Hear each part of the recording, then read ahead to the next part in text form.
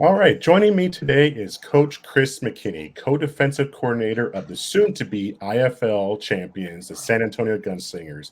A good evening, Coach. Thank you for taking time out to join me today. Good evening. How are you doing today? I am peachy. Thank you for asking.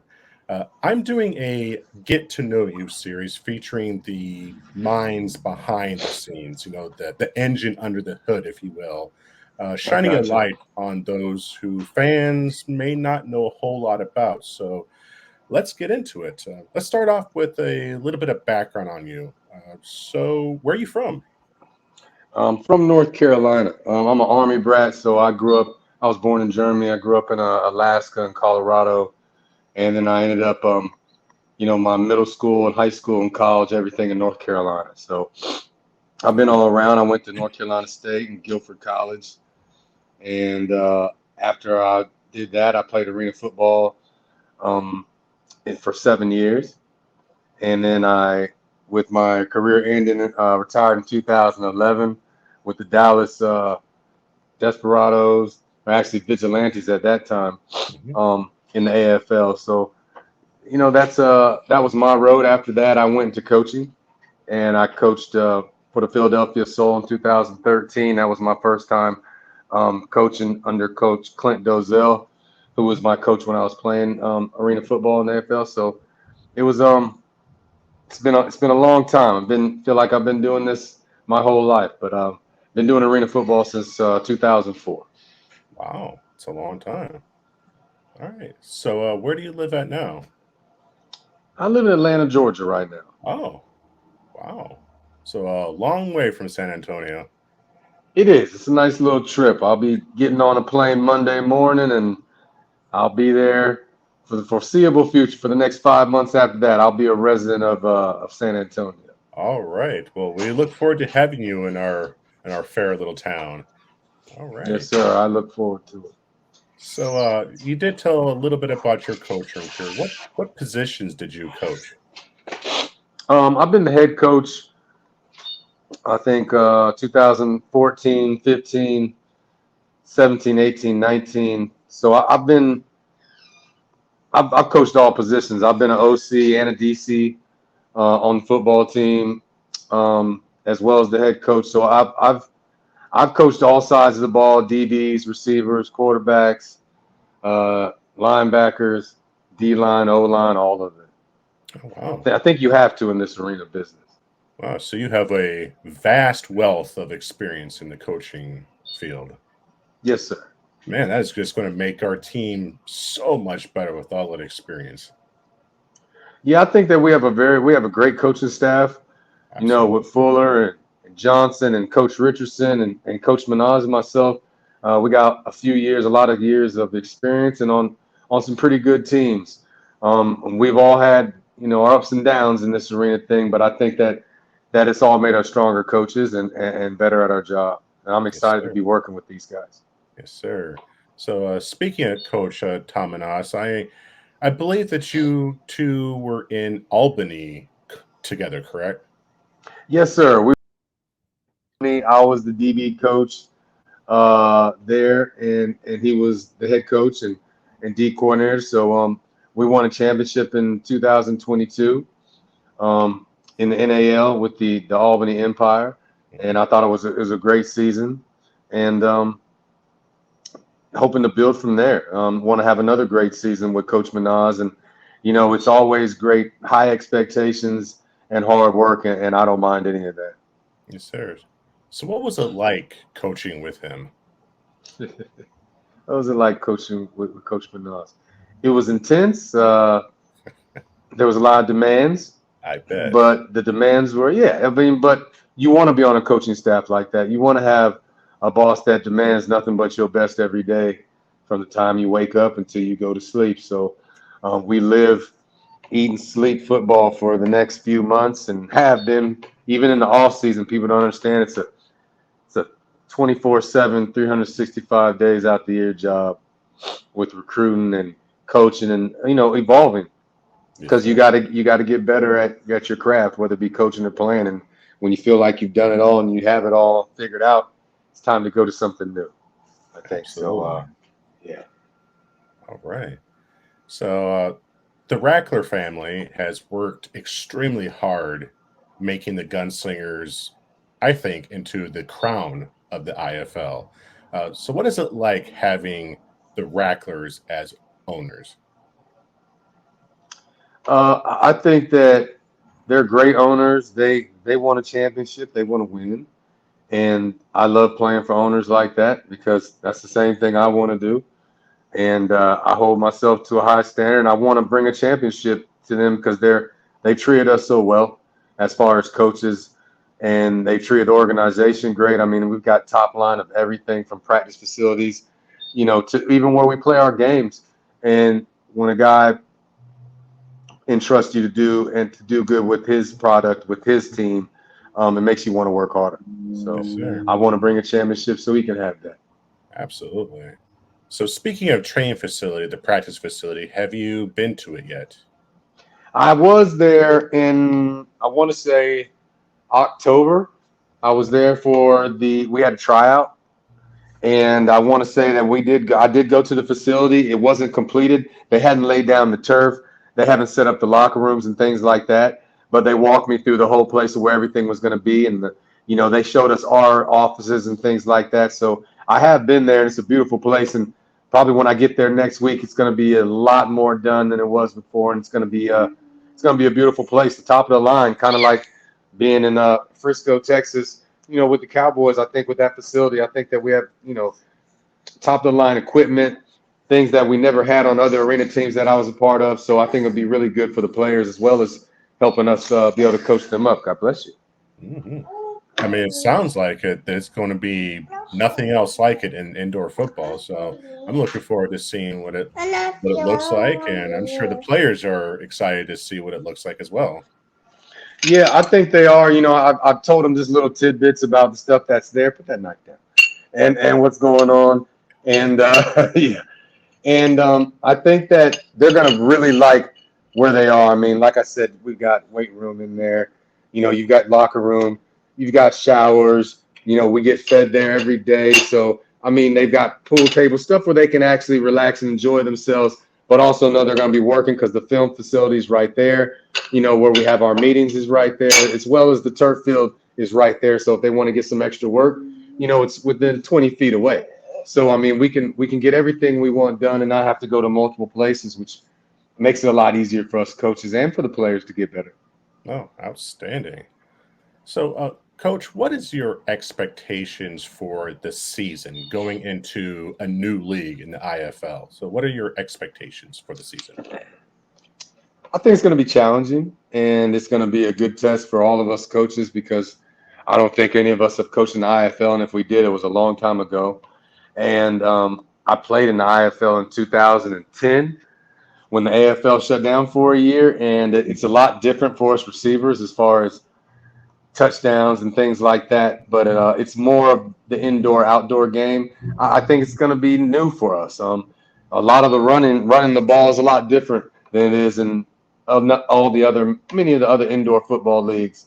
Um, I think they've thrown us into the fire. We're in the hardest conference with the Yes. hardest teams.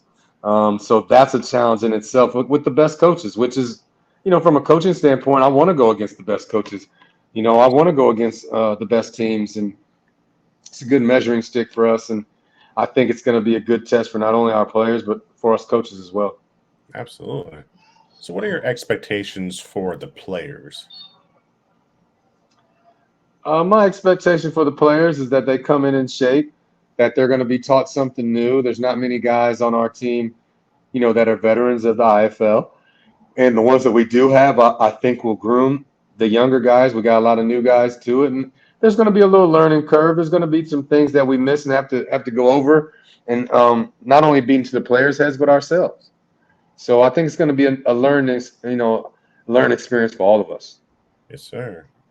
And for your expectations for yourself and the other coaches. Um, my expectations for myself never change year to year. It's to improve and get better in my craft, and also help put our team in a position to succeed. And I expect to win, and I expect to go through some hard times, but I think those hard times will make us better in the end and make it so we can challenge for a championship, hopefully at the end of the season, which I do believe that us as coaches, that's our expectations. And as our players, same thing. I expect nothing but them to be professionals and come in shape and come in with an open mind and wanting to learn and come turn into a family as fast as possible. You can only win a championship if you're a family. Yes, sir. Yes, sir. So, as a defensive coach, in outdoor football, you hear terms like the 3-4 defense, a 4-3 man zone, cover two, Tampa two, all that. But in indoor football, it's only 8-on-8. So, what kind That's of right. defenses do you run in indoor football? Well, in indoor football, 8-on-8, there's different things you can run. In the regular arena leagues of one man in motion, you can run zones and you can run man. Same thing in this IFL league. We're going to run zones. We're going to run man.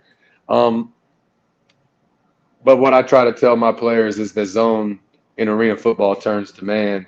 Indoor or arena turns to man in about 1.5 seconds anyway. So, we're going to blitz and we're going to also we're going to do everything we can. We're going to implement the rules and the things that the IFL allows us to do as far as, running defenses that you run in the outdoor game that you usually wouldn't run in arena football. So, cover twos and cover threes and Tampa twos, like you were saying, things like that. It allows us to be able to incorporate that into our, defensive scheme, which is going to be something new that we've been working on, me and Coach Minaz and Coach Richardson for, the past few months together to come up with, what we want to do and how we can adapt what we're used to doing to this new game. Yes, sir. So when in indoor football, the scores are typically, or a lot of times they can be very high scoring games. And as a defensive coach, what would you say to fans who would maybe criticize the defensive efforts? Oh, well, they'll be very disappointed with us because I expect our defense to come in prepared, do well, take away what the other team does well, and make it very hard for them to score on every possession. I don't believe in. I've been a part of 80 to 80s games in the 70s, high 60s. With our defense, I hope that after the first few weeks that we don't allow that many points, that we make you earn every inch of it, and the offense is not happy about going on the field because they know they're going to get hit. And they got to earn every inch on our field against us. Yes, sir. Absolutely. All right. So let's put aside the boring football talk and actually get some real questions. All right. Okay. So when you are in your car driving home and your favorite jam comes on the radio and it's the song that you always sing out loud to, what is that song? Always sing out loud. Yes, sir. That comes on, you have to sing along with it. What would be that song?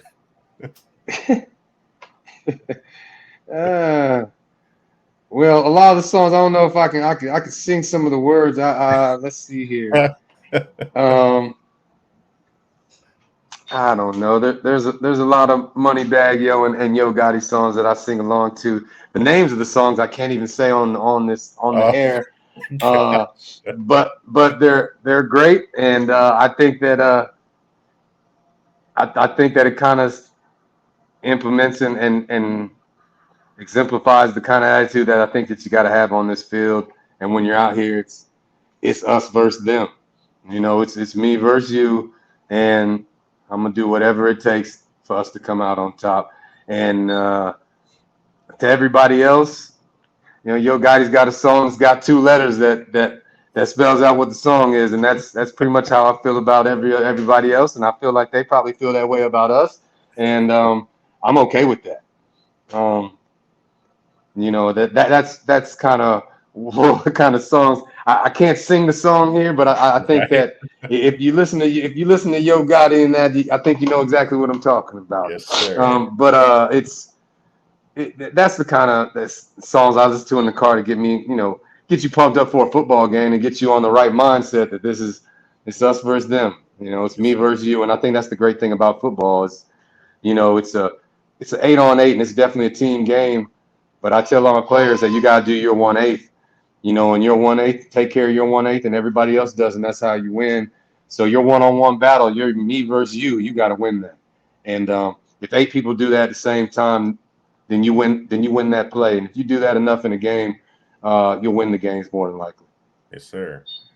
All right. So when you come home from a long day and you just need a brain break, uh, what show do you turn on just to get away from everything? At night when I want to get away, I watch Rick and Morty on Adult Swim. And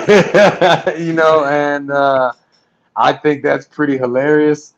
And American Dad, I watch that as well. And I think that with all day long in the office doing football stuff, I think that that's a nice, relaxing way to get away from the real world and to laugh at dumbness on TV. And that's how I take mental breaks. That's right. That's what I'm talking about.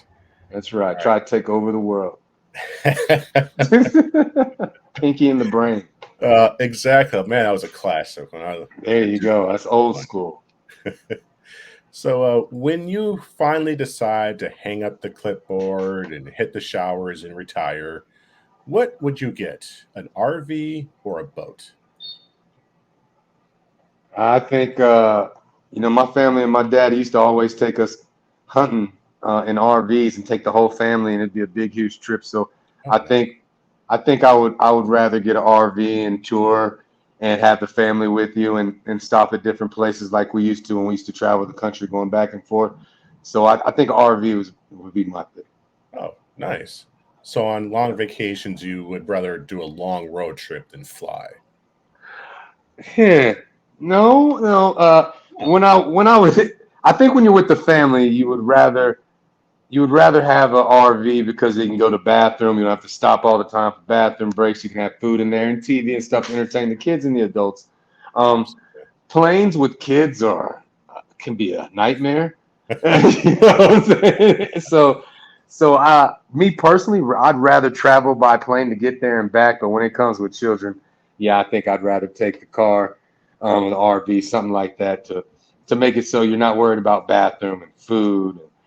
Daddy turn on the tablet, charge it up, all that stuff like that. Right. So, yeah. So are you a checkers or a chess person? I'm not great at chess, but I love playing it. I think checkers is definitely a much easier game.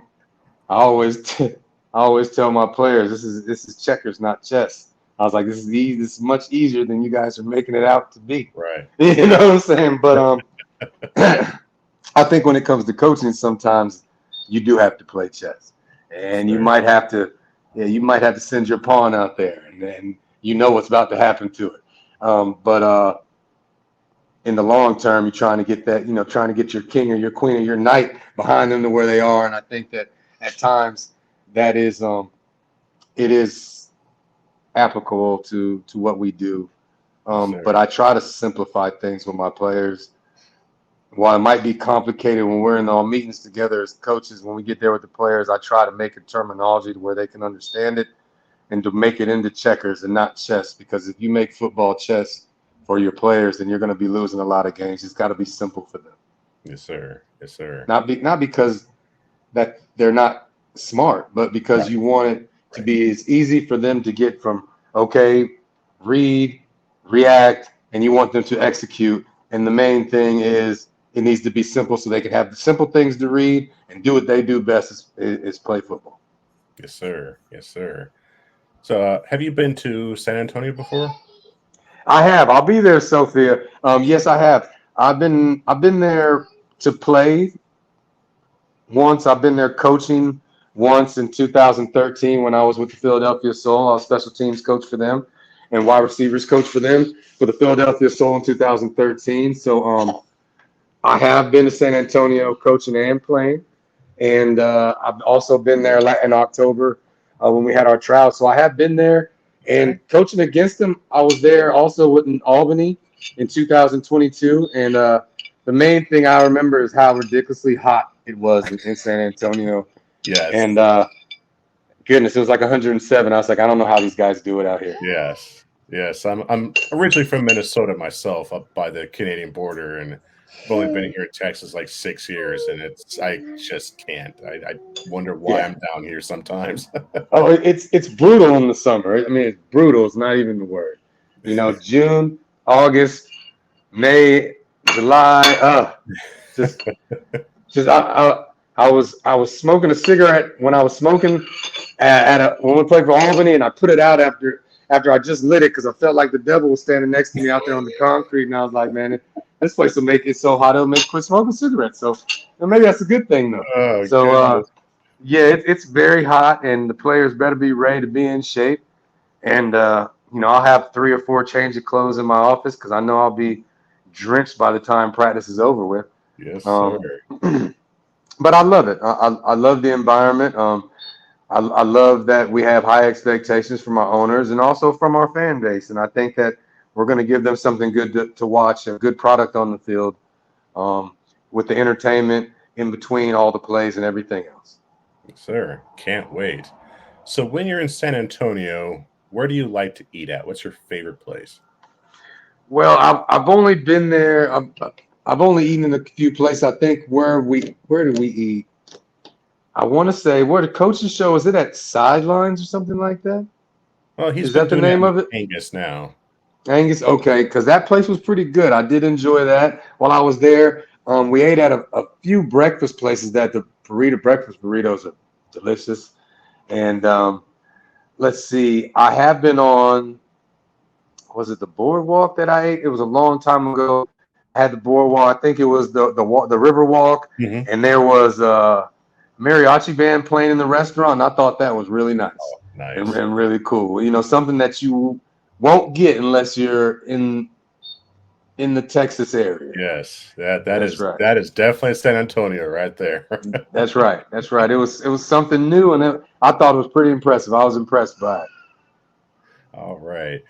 Well, Coach, I see that you're probably busy with your little one, so we are Yes, at. Sophia runs the house.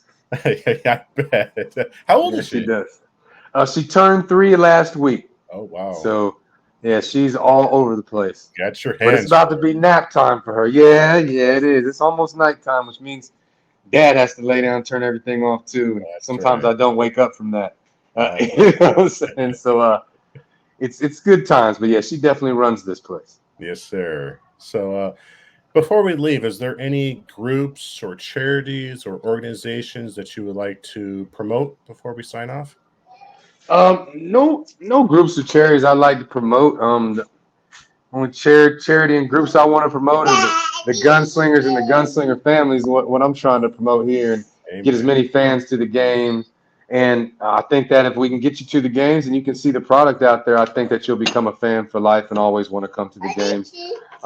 Yes, Good sir. football and a good and family environment on the field and off the field. Okay. Yes, sir. All right. Well, thank you so much for joining me tonight, Coach. I greatly appreciate it, and good luck in the upcoming season. I can't wait for the team to be in action. I'm looking forward to it.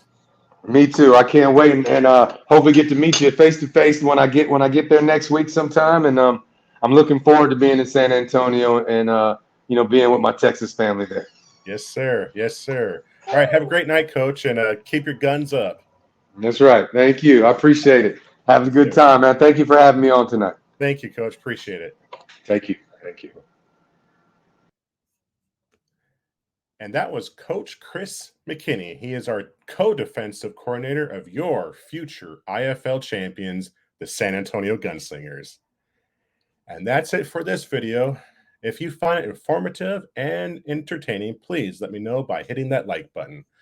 Also, please consider subscribing to this channel if you haven't done so already. I greatly appreciate you. And while you're at it, why don't you check out alternativefootballnetwork.com. That is alternativefootballnetwork.com. As you can see here, it is a great website. We have all kinds of contributors on there. We have the flagship IFL Insiders podcast. We have Texans Talking Football, the Alan Alford Sports Show. You have the best channel on the website, mine, of course.